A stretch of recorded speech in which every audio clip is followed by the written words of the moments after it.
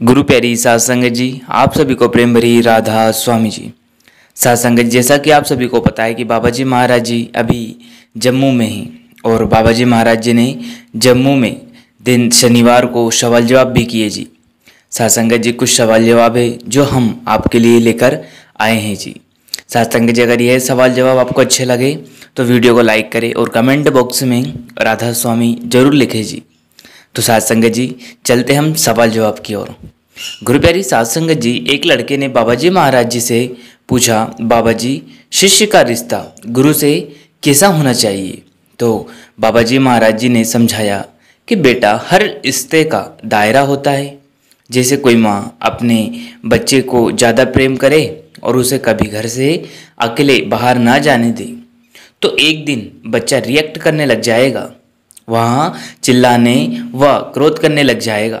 हमें तो मालिक से प्रेम को लफ्ज़ों में जाहिर नहीं करना, हमें तो करने करके दिखाना है, कुछ करके दिखाना है। वो करना क्या है? उसके बहाने में रहना है। और बहाना क्या है? भजन सिमरन करना। अगर भजन सिमरन करेंगे तो मालिक से अपने आप प्रेम का रिश्ता, प्रेम का बंधन जुड़ता चला जाएगा।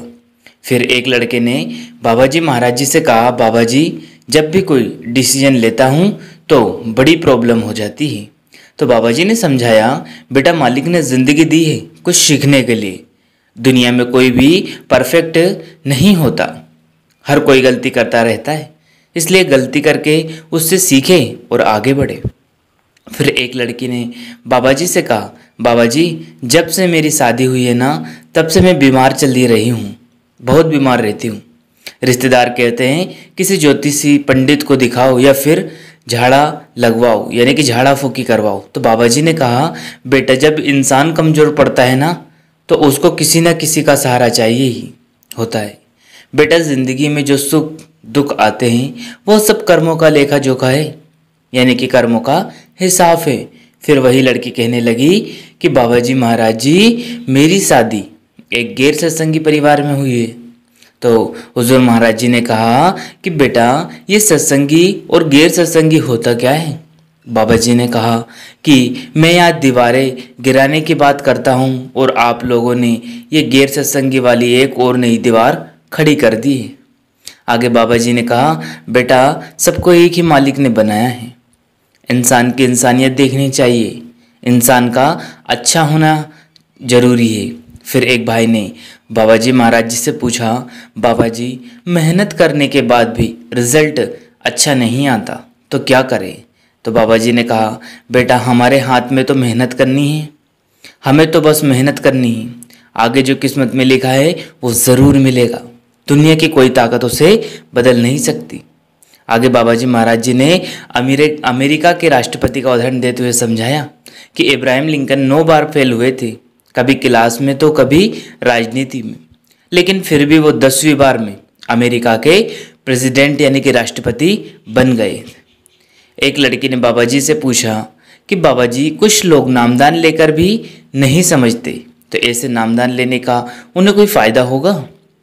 तो मौजूदा सरकार ने समझाया कि बेटा मालिक ने हमें जो जन्म दिया है ना, वो समझने के लिए ही तो दिया है, हमें तो मालिक से प्रेम का रिश्ता जोड़ना है।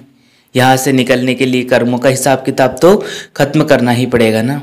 एक भाई ने बाबा जी से सवाल किया, बाबा जी कितना भी दुख हो समझा तो लेकिन इच्छाएं हमेशा दुनियावी चीज़ों की होती है।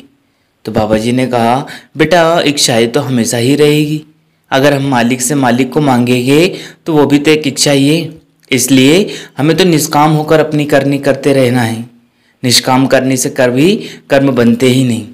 आगे एक लड़की ने बाबा जी से पूछा, बाबा जी मेरी शादी जहाँ हुई थी वो कहते हैं कि जहाँ से हमने नामदान लिया है वहीं से तू भी नामदान ले। तो बाबा जी ने समझाया कि बेटा मालिक एक है, मालिक को पाने के रास्ते सबके अलग अलग हो सकते हैं। जैसे हम किसी भी स्कूल में दाखिला ले, मकसद तो हमारा पढ़ाई करके अगली क्लास में पहुँचना होता है ना, हमने तो मालिक के साथ रिश्ता जोड़ना है। फिर एक भाई ने आगे बाबा जी महाराज जी से एक सवाल पूछा, बाबा जी अगर नामदान नहीं लिया तो क्या पूजा पाठ करके भी ईश्वर से जुड़ा जा सकता है? तो बाबा जी ने समझाया, बेटा तरीका सबका अलग अलग हो सकता है, लेकिन मकसद कभी भी सभी का एक ही होता है ना, हमें तो बस निभानी है। तो यही भाई कहने लगे, बाबा जी बहुत ज़्यादा डिप्रेशन रहते हैं, बहुत ज़्यादा टेंशन रहती है।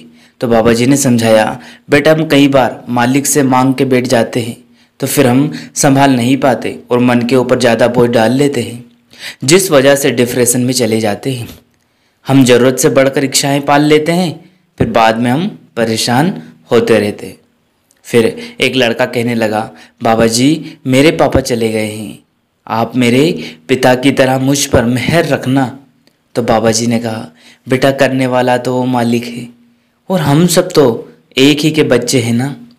फिर किसी ने बाबा जी से कहा, बाबा जी ऐसा कहते हैं कि मूर्ति पूजा नहीं करनी चाहिए, मूर्ति पूजा करके कभी भी मुक्ति नहीं मिल सकती।